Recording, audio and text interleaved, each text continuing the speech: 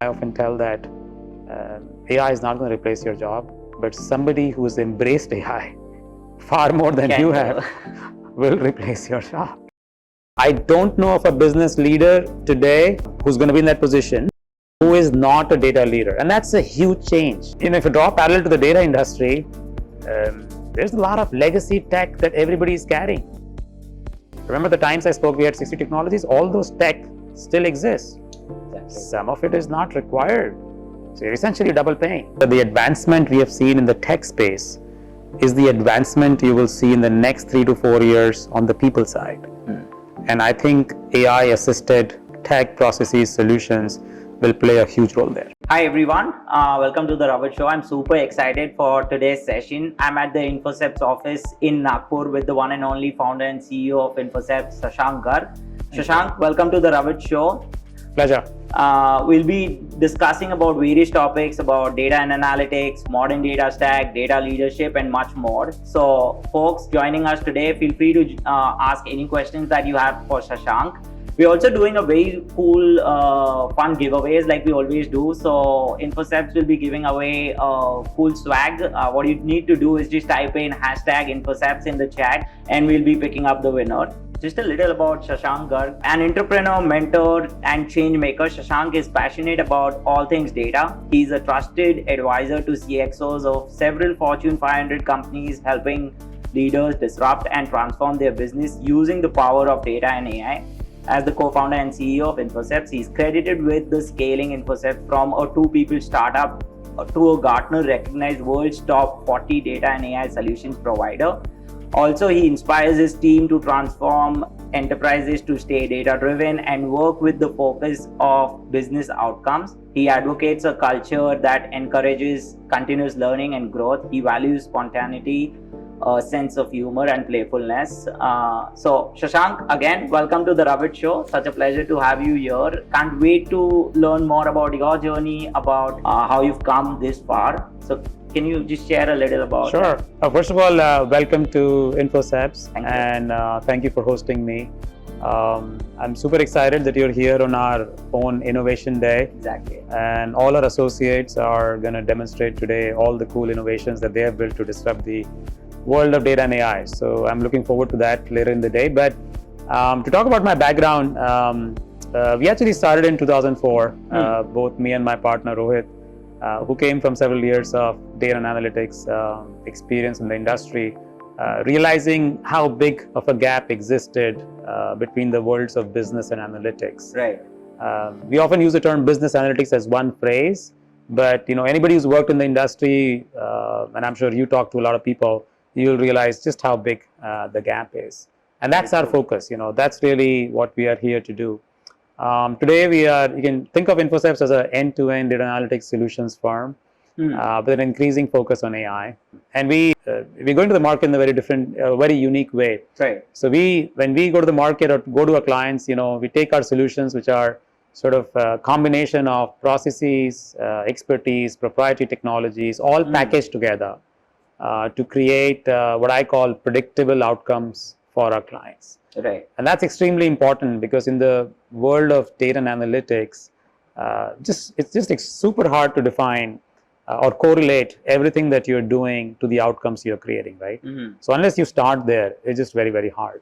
We work for marquee clients across industries, across industry verticals. I've been very fortunate to have been ranked very, very highly by our clients. Gartner does this peer reviews survey, and we are the highest ranked vendor there. Wow. We're very proud that our people love us. We are a great place to work, certified firm, and we continue to win several industry recognitions, all through our journey. On the personal side, I have a few other passions, as many of us do. I love contributing to the society, which I do through our own Infocepts Foundation. Right. And several of our people contribute their time and effort. I love mentoring entrepreneurs, young entrepreneurs, startups. That I do through an organization called TIE. And then, I'm big into preventive health. So I love running. I've done several marathons. So now Infocepts has its own marathon, and we do it for the whole city. Wow. And if you happen to be in a city that I'm in, I would love to catch you on a run in the morning. Oh, for sure. Though I don't know if I can be that. You can. I know you can. Okay, awesome. First of all, thanks for all the details that you've shared. Obviously, Infocepts is not a new name to the data and analytics world. We've seen how far and what great things Infocepts has done for the data and analytics community. So thank you again for visiting the Ravit show and having you for the chat. Obviously, we'll be talking a lot about data analytics, modern data stack. So looking forward to it. Sure. Yeah. Data and analytics market is moving very quickly and evolving very fast. What's your reading here? Great question. From the last 2 decades, I've been in this industry, so I absolutely love the data and AI space, and a large reason of for the love is the pace, right? And just to give an example, right? Just in the last 10 years, we've gone from about 60 to 70 maybe technologies that you could build. You take the whole universe of technologies and the number will be 60, 70. Yeah. Today is about 1500 plus, definitely, which are actively tracked by analysts and the VCs, right? What that tells you is that the same problem, actually before going there, right? So the technologies have grown from 60 to 70 to 1500. Right. You have to ask yourselves, have the problems grown? Like, are we trying to solve unique problems now? Yes, we are. There's an addition, but not that much. It's certainly not grown 20x, right? So what that tells you is there are multiple ways of solving the same exact problem now, right? Similarly, so this is the supply side, right? Right. On the buyer side, we went from business leaders used to struggle how to spell data, to today where I don't know of a business leader who is not a data leader. Exactly. I'll repeat, right? I don't know of a business leader today who's going to be in that position who is not a data leader, and that's a huge change. Today's business leaders were born in the digital era. Right. They're not the ones who want 3 other people to build a pretty dashboard for them. They are the ones who want quick insights, but simultaneously they are capable of going to the lowest level data. And they want to do it themselves, several of them. I've been in board meetings where you go from a trend, a dashboard, an insight, all the way to zooming into where exactly is the problem, right? So, and I know I'm more and more starting to see they are building this intuitive sense of where data and AI can really help, right? And this is all the business guys, right? So that's the rapid change between 10 years ago versus today, both on the supply and demand side. Right? Very interesting. I think you mentioned a very big point here where business leaders are not just the business leaders anymore. The game has changed completely where they are also now the data leaders. They know how to even create a dashboard, get those insights and get those insights very quickly. And I often obviously talk to a lot of leaders as well or the businesses as well. They, like the execs, always tell me that we want to, listen and learn to those data-driven insights very quickly. Yeah. But now in the new era, it's a different ball game where they know it themselves that what the data quality means, how will it change the game in the long term. Absolutely. So that's a very good point. But that also brings me to another important question around how modernized it has become. So when I talk about modernized, I would love to learn a little about something around the modern data stack. We all know it's so hot. I mentioned about it as well. So what's your take there? Again, all of us love the modern data stack, right? For several reasons. A, you're not boxed into 1 or 2 technologies that you can use now, right? There's this, it's modular in nature. It moves very fast. The level of innovation is extremely high, and you can really bring a lot of these things together and solve problems, very, very quickly. Yeah. And honestly, to be selfish, it has been at the very heart of increased spend. the huge spend that you see, right, in the whole data analytics space, right, and the number of professionals, the number of technologies, the number of cloud providers, right, the number of companies operating here, right? Exactly. A lot of it is attributed to the modern data stack, right, and the way it was architected, right? And I see all our clients, right? They went from monolithic data warehouses, less than 10 years ago to building all these lakes, and then maybe some lake houses now. They went to cloud. They went, they're building all these governance processes. Some of them are investing in semantic layers. A lot of them are thinking today about, building data products which can directly work with the business, right? With all that, that's happening, right? And that's opening opportunities, for, a lot of the listeners here as well, right? Yeah. It's opportunity for everybody. But I see one or two things that we have to be extremely cautious about, right? When you talk about the modern data stack. And two things actually. One, it is complex and it is expensive. It can be expensive. I won't say it is expensive. It can be expensive. And we see, if you don't manage complexity, you know what happens, right? So it's complex because now you have multiple tools. So it's on the client to stitch everything together, work with all those vendors, and it's expensive because you end up copying data in many ways, right? And instead of moving, and everybody wants to control the data, right? And the clients need just bigger and bigger teams to manage all that, which is building up the expense, right?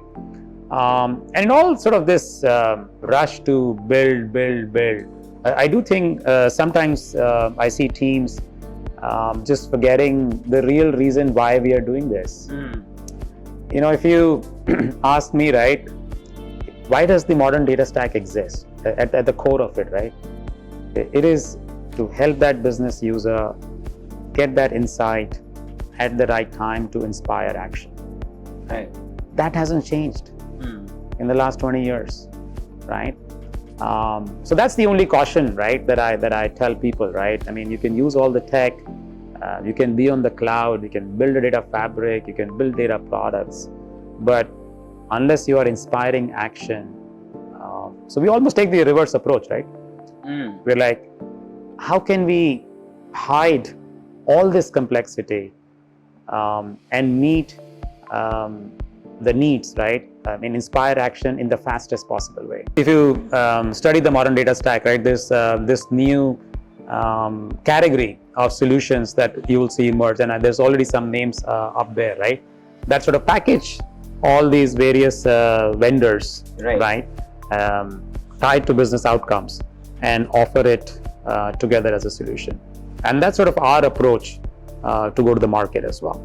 Now, I think these are pretty interesting insights, and you've mentioned about a few points which are so important when you talk about, obviously stitching it together for the client is very important. And, a lot of enterprises out there today still think about an ideal modern data stack and sometimes get into a bit where there's no ideal modern data stack. There is no ideal modern data stack. It depends on how you want to, fix your data in a way which is cost effective, but at the same time, it's also being used like a lot of technologies and a lot of tools.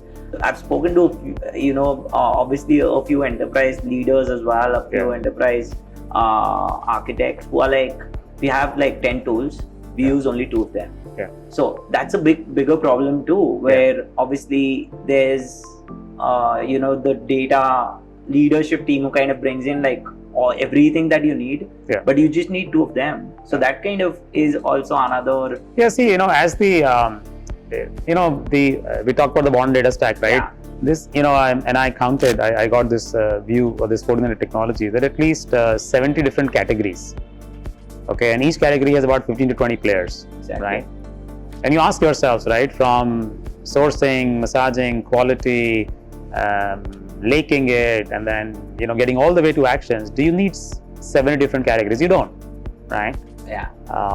And that's where some of this complexity is coming in. So, no, I think these are great insights. This brings me to a very important question as well, something around the same thing that we are talking about, data-driven and the data-driven culture too. So what do you think are some of the key challenges you see in front of the business and data leaders focused on the data-driven Sure. transformation. Can you tell us a little about that? As we spoke earlier, I continue to feel that the gap between the worlds of business and analytics is a very, very real one. Right. I'll just quote, recent leadership survey, right? It just highlights this contradiction, right? So if you were to ask, whether DNA initiatives were adding value, 92% of data leaders believe their company's data products provide real business value, okay? But only 39% of business leaders feel so, right? So there's a gap of, more than 52% points, right? Yeah. If you asked this question 10 years ago, the numbers would have been lower, maybe 20 and 70, but the gap was still the same. We've come all this way, all these technologies, right? But the gap is still there. It's not a technology issue. I mean, the tech is there. Yeah. What that should tell us is that the most common roadblocks continue to be all human related, right? So things like skills shortage, tech teams not being able to appreciate the real business problems. Yeah. Some business teams, having difficulty in sort of accepting the data-driven culture and not really changing fast enough, right? Yeah. Those are all the issues that we see constantly, right? We see data leaders are still not speaking the language of the business, and Exactly. Are having required to justify an initiative. In my mind, that shouldn't really be needed, right?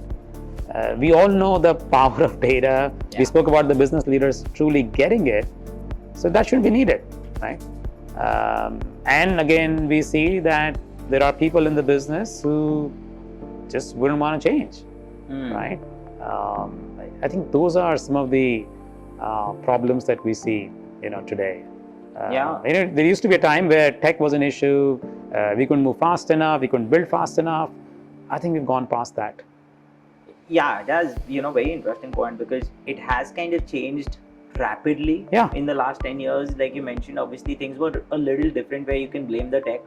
No more. If we see, obviously there's 20x in terms of the tools that have come up. You can never say that this could go wrong, but somewhere it is about the change that you need to bring internally in the data culture. You need to accept how things are kind of changing. And I continue to be very, very optimistic. So the pace that you've seen in the number of technologies and in the technical space is the pace you would see now going forward in the business and the human side of it. Where we are today, next 5 years look very, very different, and on the positive side.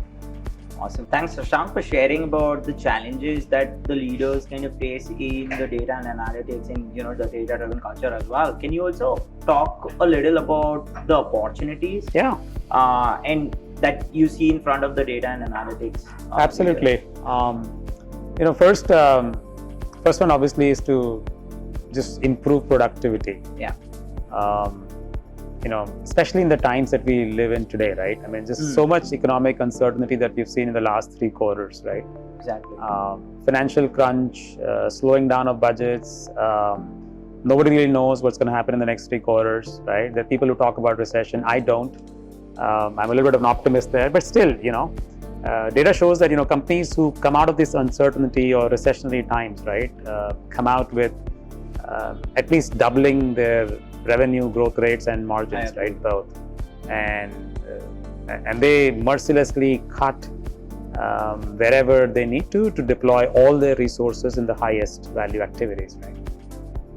If you draw a parallel to the data industry, there's a lot of legacy tech that everybody is carrying. Remember the times I spoke, we had 60 technologies, all those tech still exist. Some of it is not required, so you're essentially double paying. You look at the way we are managing this whole data and analytics ecosystems. You can optimize them, you can make them far more efficient, right? Even the whole talent strategy, right? I mean, organizations, all clients need a lot of talent, right? But if you're rapidly changing the technologies, the talent cannot change that fast. So you need to have the right mix of, your own and on-demand talent models, right? So there's that huge opportunity to just improve productivity in my mind, especially in these times. So another one is just to enable your people to innovate more with data and AI, right? And I call it becoming data fluent. So data fluency to me is a capability that enables every employee of yours to understand, access, and apply data as fluently as you can speak your own language, right? Obviously, with more fluent people in the organization, you're going to benefit by productivity increases, turnover reduces, and innovation thrives, right? Without relying only on specialized teams or tech teams, right?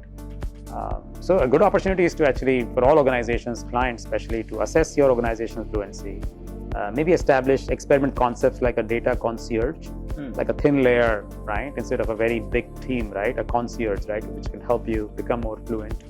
And, sort of introduce interventions across the board to strengthen the access, so democratize data, increase the trust levels, which will obviously increase the adoption of the data processes, right, and the insights.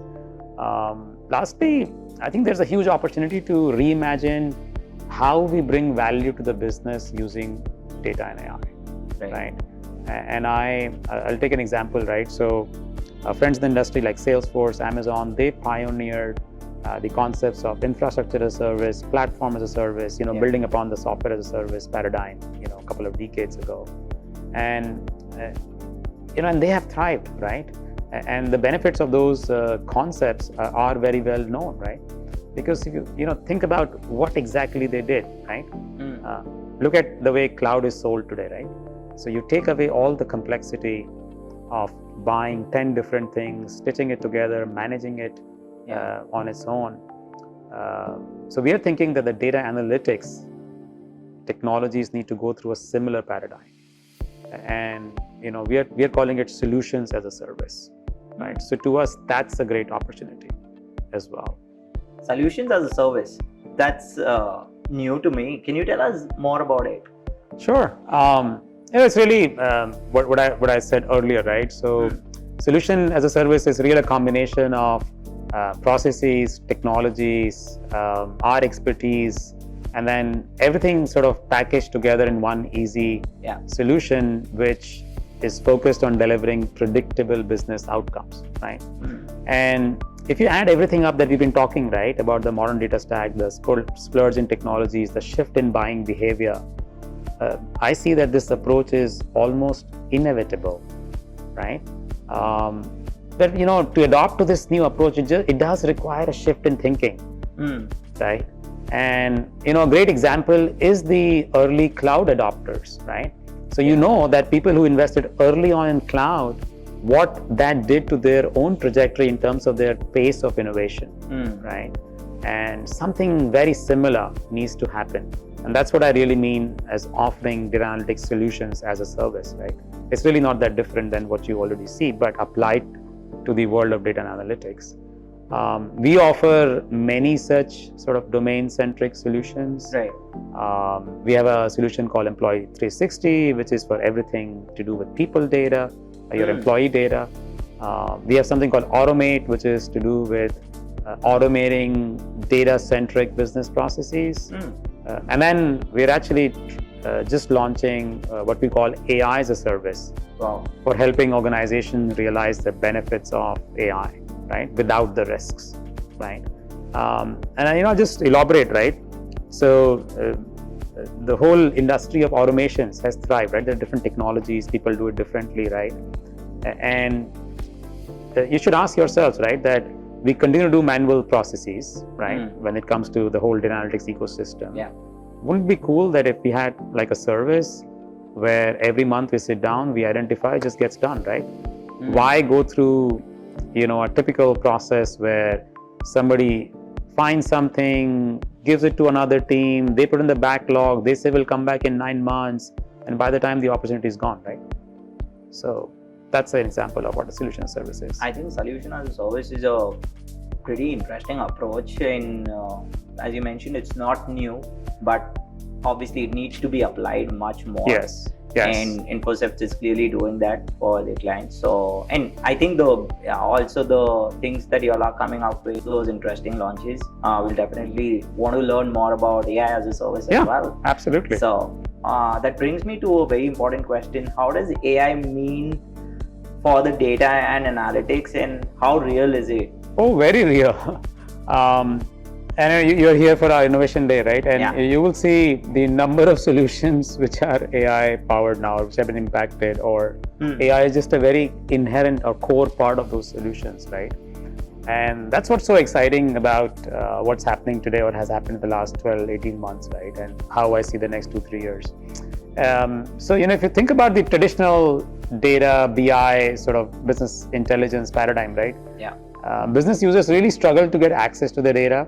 And even if they cross that hurdle, they still had to know what specific questions to ask so that somebody could code for them, right? AI changes all that, right? It is a huge accelerator, right? You don't, with AI, as a business user, you don't really need to know the exact question you want to ask, right? So you can, AI-driven insights can help you uncover the why. For example, AI augmented analytics solution will tell you exactly, why your sales are increasing or not increasing, where to target, whom to target, right? Without asking a specific question. And now, with all the chatbots and sort of NLP driven generative AI, I'm not using the word that, most people use, not that I don't like them, but, the whole generative AI solutions that we see, right? The ChatGPT likes, right? They are a game changer as well. So now I can, one of our solutions you'll see, right? You can just be a business user and using either voice or your natural language. You're going to say, so tell me exactly what is driving sales for me. You'll run all the RML based augmented models, right?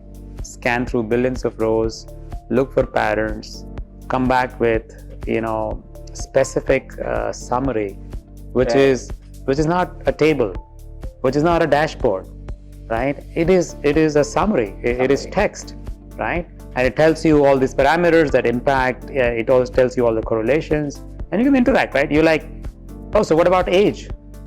What's the impact of age, right? Again, go back and zoom in on just that parameter because that's what you asked, and bring you back insights, right? So I think that to me is a game changer, right? Additionally, this is just insights part of it, right? As I said, right, AI is impacting the whole data ecosystem now. So in the areas of data management, data engineering, you already see all these technologies adopting AI to do automated data discovery, automated data quality. So you don't, again, need to write all those SQL statements, Python script to see, whether good quality, bad quality. The algorithm can do it. Data classification, between what's private, what's not private, right? In this realm of, data privacy issues, and the CI organization, the Chief Security Officer, Information Security Officer really struggles, right? You can use AI to classify, right? Metadata enhancements, about metadata management, right? I think it just helps everywhere, right? The third layer, right? The infrastructure layer, right? AI and machine learning can be used, to sort of predict usage and hence costs, and then you can put controls in an automated fashion, right? Because you don't want to be super restrictive, rule-based, right? That don't give access to this user, don't let them run queries, none of that, right? Just put a control around cost. If a query is going to cost more than X dollars, shut it down, right? Exactly. So it just, changes the whole data analytics ecosystem. And, anybody who's listening to this show, right, I can tell you, if it hasn't already, it is going to impact your role, like not even in years, like we're talking weeks now, right? That's the pace at which this change is going to happen. I think great point, Shashank. How fast it is moving, we're already looking at it. Like, if you ask me as an example, if that I have to give, I use ChatGPT every day to ask some or the other thing. Yes. Or yes. to create something like a content for my website to get those into the game. So this is just the smallest example I can come up with, but I think you mentioned about augmented analytics, how it's kind of obviously bringing in those insights. So it's kind of easier for the data leaders out there as well. Yes, absolutely. To extract that information, get those insights, be more data driven, and totally AI is playing a very important. I think what is happening on the personal productivity side, as you said, right? A lot of the people are already experiencing the LLM models and using them for productivity use cases. I think a lot of that is gonna happen to the data and analytics industry as well. Shashank, these are great insights about how AI will play and is already playing a very important role in the data and analytics space as well. That kind of brings me to another question, which is how can AI create immediate impact on businesses? Do you have any examples, use cases that you can share with our audience? Would love to actually. I see AI as more as an enablement technology in the data analytics space than a technology vertical by itself. So I'll tell you what you mean, right? What I mean, right? So if you think about, let's say, the retail industry, right? So all the use cases like store activity monitoring, making the order management more seamless, fraud detection, right? Optimization, right? All these use cases have existed, right? But with AI, you can deliver them way faster, right? Similarly in media, and I'll talk about some of the use cases that we are helping our clients with, right? Especially in the media industry, right? Demand prediction, hyper personalization, right? When it comes to ad, content recommendations, right? All of them are very easily done using the AI technologies. In banking, again, fraud detection, and now with automation, not just detection but trying to stop it, right? Like putting controls. So in real time, right? That's really possible today, which wasn't the case earlier, right? Actually, even internally, we are a fairly decent sized organization. At Infocepts, we are leveraging AI ourselves, right? You talked about productivity for content creation, right?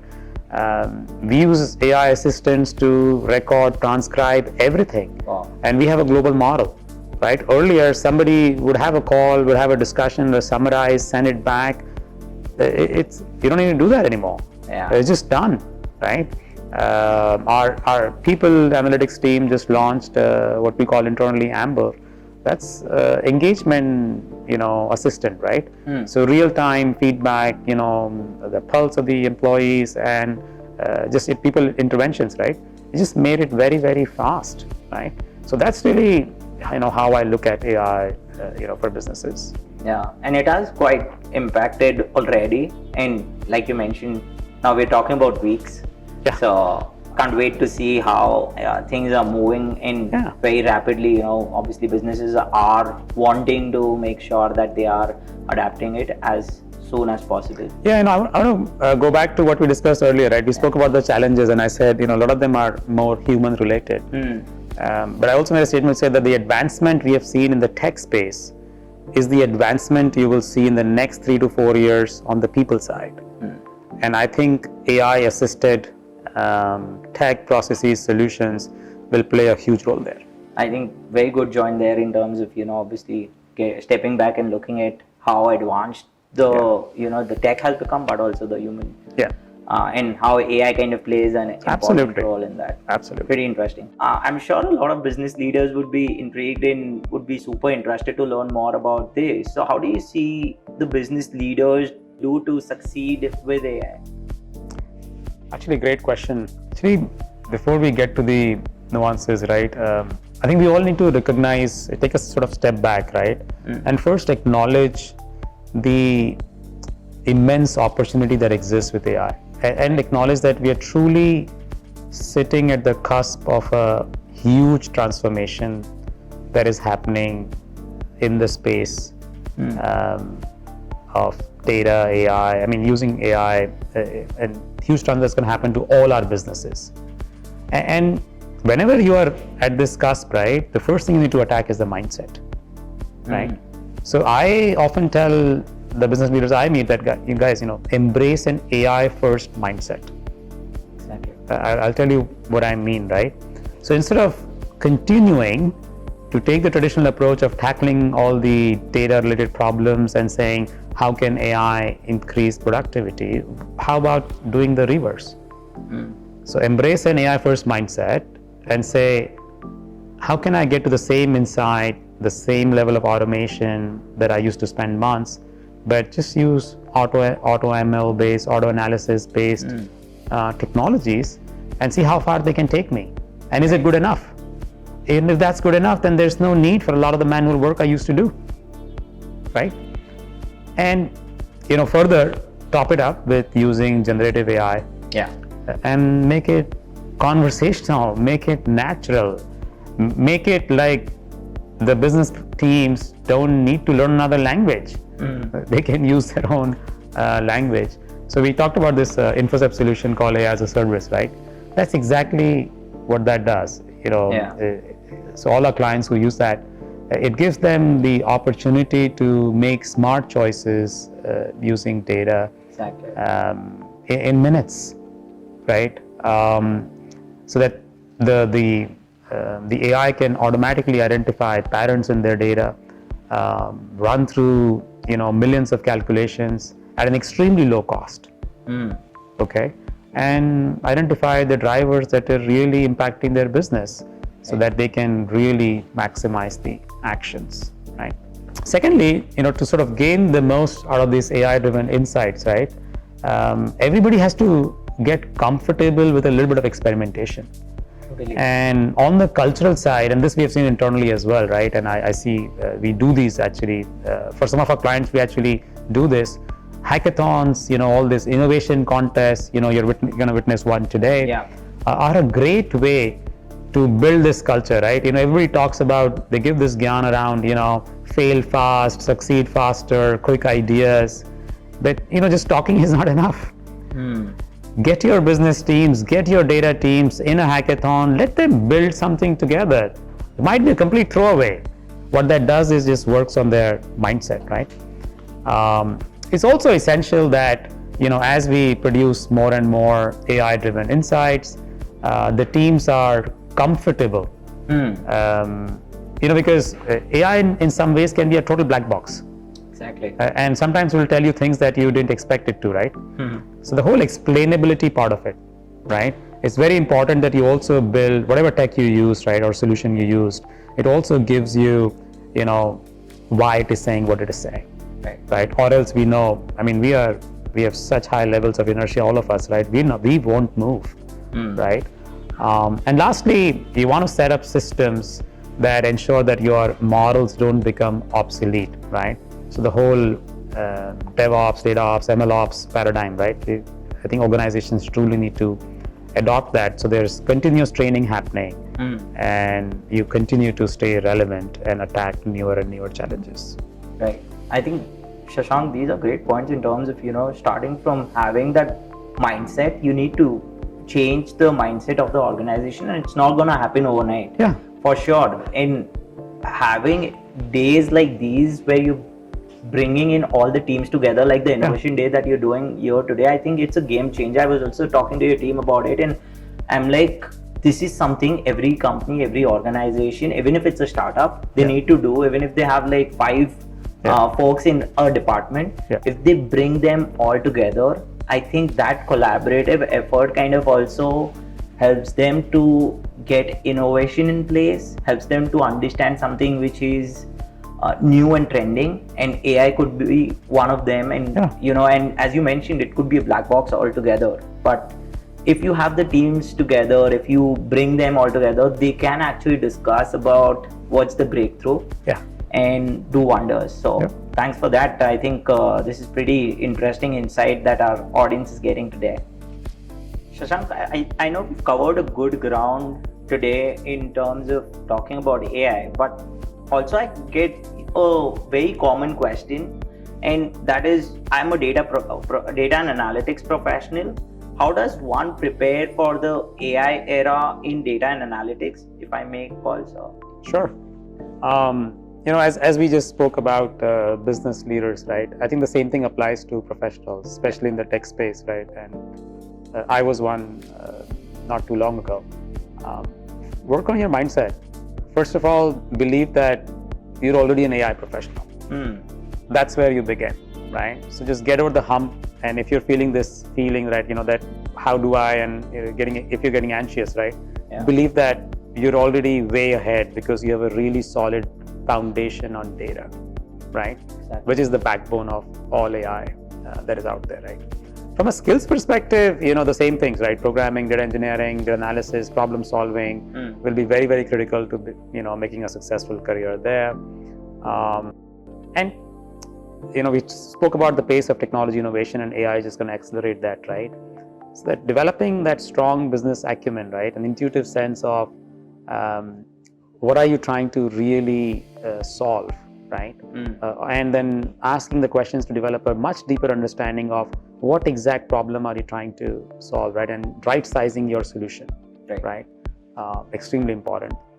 You obviously need to commit to continuous learning. Yeah. I devote a good 2 to 4 hours every week. That's just how rapidly this space, this space is evolving. And lastly, again, this gets talked a lot. AI ethics.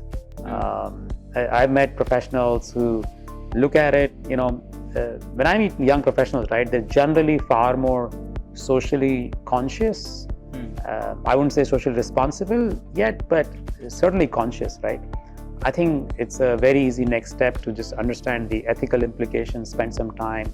There's plenty of content out there just to understand, right? Because a lot of the people who are probably listening to this are going to be building technology and solutions which is going to power this generation of the AI wave further, right? Exactly. Just having a good understanding there is going to be very, very useful.